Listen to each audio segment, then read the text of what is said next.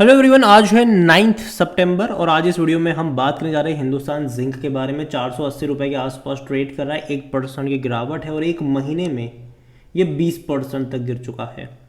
614 से लगातार गिरा था, ये 495 पर आया था। उसकी वजह भी थी कि भैया ओएफएस लेकर आए थे सस्ते दाम पर, ठीक है, तो वो फॉल आया। बाद में कुछ दिन इसने अटेम्प्ट करा, कोशिश करी तेज़ी दिखाने की, वापस गिर गया ये। और अगर आप चैनल को रेगुलर फॉलो कर रहे हो तो पिछले एक महीने में इसके ऊपर शायद मैंने 2 या 3 वीडियो बनाए होंगे जहाँ पर मैंने एक ही चीज़ कही है, मत एंट्री करना, यहाँ पर मत करना। रीज़न सिंपल सा है, बात करेंगे वीडियो में उन सारी चीज़ों के बारे में। लेकिन उससे पहले अगर आपने अभी तक चैनल को सब्सक्राइब नहीं किया तो प्लीज़ अभी इसे सब्सक्राइब कर लीजिए, क्योंकि आगे भी बहुत सारे वीडियोज़ हैं जो आपको काफ़ी ज़्यादा हेल्प करेंगे। तो यहाँ पर 19% का डिक्लाइन है एक महीने में, लेकिन एक साल में अगर आप देखो तो 50% की तेज़ी भी है। हालांकि तेज़ी एक झटके में आई थी, 300 रुपये से भी नीचे शेयर था, ऐसी रफ्तार आई थी कि 800 रुपये पर चला गया था ये। लेकिन उसके बाद एक प्रॉफिट टेकिंग देखने को मिली और जब ये भैया ओएफएस वगैरह लेकर आए तो एक झटके में और बड़ी गिरावट आई और अभी भी ये रुक नहीं रही है। और देखिए, आपको यहाँ पर समझना होगा कि बहुत कम टाइम में बहुत बड़ी तेज़ी इसने दिखाई थी। तब कई सारी अपडेट्स भी चल रही थी कि भैया सिल्वर, देखो सिल्वर प्रोड्यूसर है, बहुत बड़ा सिल्वर प्रोड्यूसर है ये, जिंक प्रोड्यूसर भी है, ग्लोबली बहुत बड़ा है ये प्लेयर। लेकिन बाद में एक प्रॉफिट टेकिंग भी, क्योंकि जब 300 रुपये से भी कम मतलब कम प्राइस का शेयर जब 800 पे जाता है तो गिरावट आएगी। बाद में पैसा रेज करने को लेकर जब दिक्कत आएगी, क्योंकि देखो वेदांता को चाहिए पैसा अभी के टाइम पर, और वेदांता इस कंपनी का प्रमोटर है। और वेदांता पैसा जुटाने के लिए यहाँ से डिविडेंड के तौर पर भी पैसा निकाल रहा है, शेयर्स को गिरवी रख कर भी पैसा निकाल रहा है, शेयर बेच कर भी पैसा निकाल रहा है। और जो सबसे बड़ी दिक्कत है मेरी इस कंपनी को लेकर, वो है इस कंपनी की शेयर होल्डिंग पैटर्न। वो मेरी सबसे बड़ी प्रॉब्लम है और आने वाले टाइम में उसी के आधार पर शेयर में आपको बड़े डिक्लाइंस भी देखने को मिल सकते हैं। यहाँ पर देखो, कंपनी बुरी नहीं, अगर मैं कह दूँ कंपनी बहुत अच्छी है ये कंपनी। अगर आप देखोगे तो भाई साहब, ये इनका मेन कारोबार है वो जिंक का है, लेकिन सिल्वर में भी कंपनी बहुत बड़ी है ये, जिंक एंड सिल्वर कह लो आप इसको, ठीक है। और बहुत बड़ी कंपनी है ये। अगर हम यहाँ पर नज़र करेंगे इस कंपनी को लेकर तो कोई छोटी मोटी कंपनी नहीं है। Hindustan zinc has become the third largest silver producer globally, India की बात नहीं, ग्लोबली। और यहाँ पर टॉप 2 सिल्वर प्रोड्यूसिंग माइन है इनकी ग्लोबली अगर आप देखोगे तो। और इनके पास इतने सारे मतलब जो माइंस है कि जिसके इनका जो प्रोडक्शन है वो आराम से 25-26 सालों तक चल सकता है। तो एक अच्छी बात है कंपनी का। अगर आप बिजनेस देखोगे तो इनका माइंस है, पावर में भी है, जिंक से लेकर लेड और सिल्वर। हालांकि मेन जिंक और सिल्वर से ही इनका ज़्यादातर पैसा आता है और माइन भी बहुत ज़्यादा है इनके वहाँ पर। आज अगर हम वॉल्यूम देखें तो 17 लाख के आसपास के शेयर्स यहाँ पर ट्रेड होते नज़र आए हैं। हाई इसने 807 रुपये का जो अभी हाल फिलहाल में ही बनाया था। मार्केट कैप इसका अभी भी 2 लाख करोड़ से भी ज़्यादा का है, 2 लाख करोड़ से भी ज़्यादा का इसका मार्केट कैप अभी भी देखने को मिल रहा है। कंपनी के बारे में अगर हम बात करने जाए तो देखिए, वेदांता अभी लगातार इन्वेस्ट कर रहा है। अभी वेदांता ने मतलब राजस्थान में भी 1 लाख करोड़ इन्वेस्टमेंट का प्रॉमिस करा हुआ है। अब वो दोनों तरीके से होगा। और अभी हाल फिलहाल में जो ओएफएस लेकर आए थे, 3.17% का स्टेक वेदांता ने बेचा था और तकरीबन तब लेकर आए जब शेयर प्राइस 600 रुपये का था और 486 रुपीज़ का प्राइस रखा था। तो जाहिर सी बात है वहाँ पर आने की कोशिश करेगा और वही हमें देखने को मिला भी है। According to Moneycontrol user हर कोई कह रहा है खरीदारी करो। देखो, मैं मानता हूँ कि यहाँ से हो सकता है कि फिर से तेज़ी दिखाए, 550 पे जाए, गिरकर वापस आए 450 पर। ये होगा, अप्स एंड डाउन्स वाला चूहे बिल्ली का खेल चलेगा। लेकिन प्रॉब्लम ये होगी कि एक मेजर करेक्शन यहाँ पर तब बनेगा जब गवर्नमेंट अपना स्टेक यहाँ पर बेचने के लिए आएगा। और आज नहीं तो कल गवर्नमेंट को अपने स्टेक बेचने ही है। गवर्नमेंट अपना स्टेक यहाँ पर बेचेगा ही बेचेगा। यहाँ पर डिविडेंड के थ्रू अगर आप देखोगे तो बहुत सारा पैसा ऑलरेडी वेदांता ने निकाला है। इसी साल अगर आप देखो तो तकरीबन पहले 10 रुपये पैसा इन्होंने पर शेयर निकाला, ठीक है, मई में।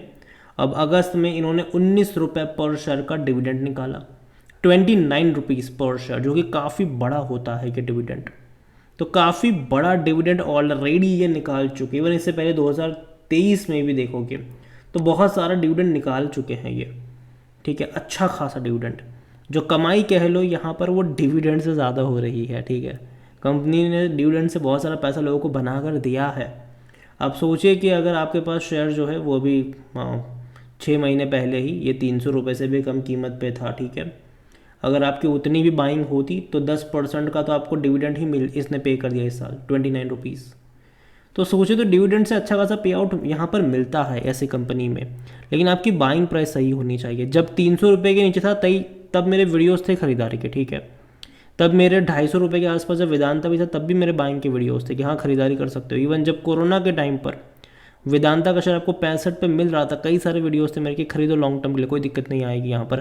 लेकिन जब प्राइस महंगा हो जाता है ना, तब देखो आपको संभलने की ज़रूरत पड़ती है।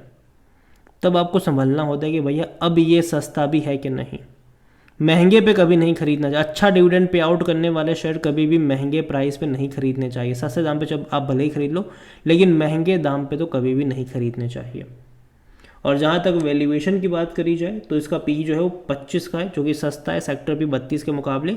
लेकिन सिर्फ 10% एनालिस्ट ही बाइंग के रिकमेंडेशन दे रहे हैं। जहाँ तक फाइनेंशियल्स देखोगे आप इनके, तो लास्ट क्वार्टर अच्छा था इनका, 2345 करोड़ का प्रॉफिट था और 8400 करोड़ के आसपास का रेवेन्यू था। रेवेन्यू में भी अच्छा जंप है, प्रॉफिट में भी अच्छा जंप है, अच्छे नंबर्स थे इनके। लेकिन बहुत सारा पैसा जो है वो यहाँ से डिविडेंड के फॉर्म में निकाला जा चुका है, निकाल रहे हैं, तो इससे कंपनी की जो कैश फ्लो है उसके ऊपर असर पड़ता है और अभी भी वही देखने को मिल रहा है। और जो सबसे बड़ी मेरी प्रॉब्लम है, जैसे कि मैंने शुरू में ही कहा, शेयर होल्डिंग मेरी प्रॉब्लम यहाँ पर है। जहाँ पर आप देखो तो प्रमोटर की होल्डिंग 64.92% की थी जून तक।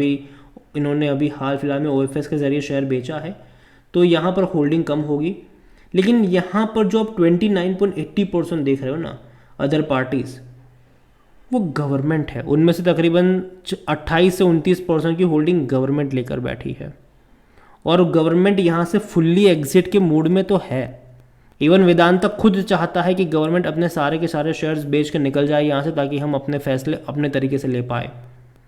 बीच में इसको लेकर बहस भी हुई थी, ठीक है, क्योंकि जब वेदांता अपने एक बहुत बड़ी डील करना चाहते थे इनके साथ, गवर्नमेंट ने ये होने नहीं दिया था और तब से लेकर अब तक वेदांता चाहता है कि गवर्नमेंट यहाँ से एग्जिट कर जाए ताकि ये कंपनी को अपने तरीके से चला पाए। और यही वजह है कि भाई साहब गवर्नमेंट अपना OFS भी लेकर आने वाले थे और लेकिन बाद में शेयर में गिरावट आई थी, गवर्नमेंट अपना OFS लेकर नहीं आई। जब तेज़ी आई तब भी गवर्नमेंट अपना OFS लेकर नहीं आई, लेकिन वेदांता आ गए अपना OFS लेकर, हिंदुस्तान जिंक में पैसा रेज कर लिया। और अभी जो 29% का हिस्सा है, ठीक है, ये अलग अलग ट्रांजेक्शन में बेचे जाएंगे गवर्नमेंट की तरफ से। और ये मेरी प्रॉब्लम होगी आने वाले टाइम में कि जब भी यहाँ पर तेज़ी आएगी, हो सकता है कि गवर्नमेंट आ जाए अपना हिस्सा बेचने के लिए, और जाहिर सी बात है उसके चलते करेक्शन आएगा यहाँ पर। रिटेल इन्वेस्टर के पास 1.51% का स्टेक है। और याद रखिएगा कि 1-2 साल में जो रिटेल इन्वेस्टर सिर्फ 1.5% पर है ना यहाँ पर, ये आपको 4-5% पे नज़र आ जाएंगे, ठीक है। जो भी बेचेगा रिटेल इन्वेस्टर खरीद लेगा उसको। ये जो बड़ी बड़ी तेज़ी आई है ना, रिटेल इन्वेस्टर ने यहाँ पर बड़ी खरीदारी करी होगी और ये होता है। और यही वजह है कि भाई साहब मैं थोड़ा बहुत दूरी बनाना ज़्यादा पसंद करूँगा, क्योंकि जब भी यहाँ से अब तेज़ी आएगी, या तो वेदांता थोड़ी बहुत क्वांटिटी बेचने की कोशिश करेगा या तो गवर्नमेंट थोड़ी बहुत क्वांटिटी बेचने की कोशिश करेगा। 600 रुपये के प्राइस पर ट्रेड करा था और तब अगर ये 500 रुपये से भी कम प्राइस पर OFS लेकर आ सकते तो आप समझिए कि क्या चल रहा है यहाँ पर। कंपनी अगेन मैं कहूँगा बुरी नहीं है भाई साहब, बहुत अच्छी कंपनी है ये। अच्छे खासे माइनिंग्स हैं इनके, अच्छे खासे भाई साहब इनकी कैपेसिटीज़ है, अच्छा खासा प्रॉफिट रेवेन्यू भी है। लेकिन शेयर होल्डिंग डंप करना चाहता है ये वेदांता भी और गवर्नमेंट भी। और यही वजह है कि मुझे लगता है कि आने वाले टाइम में थोड़ी बहुत गिरावट आपको यहाँ पर देखने को मिल सकती है। और इतना ही कहूँगा कि नज़र बनाए रखिए। हिंदुस्तान जिंक बड़ी रफ्तार देखी, बड़े करेक्शंस भी देखे, 800 रुपये से लगातार गिरा है ये और अभी भी गिरावट रुकी नहीं है। इन्होंने इवन जिसने भी OFS में ख़रीदा उनका भी नुकसान ही हुआ है यहाँ पर। तो इतना ही कहूँगा कि दूर बैठो, तमाशा देखो, जल्दबाजी मत करना यहाँ पर। अगेन ये मेरा पर्सनल ओपिनियन है, कोई भी इन्वेस्टमेंट एडवाइस नहीं है। ये वीडियो को यहीं पे एंड करता हूँ। पसंद आए हो तो लाइक करें, शेयर करें, चैनल पर पहली बार है तो प्लीज़ सब्सक्राइब करें।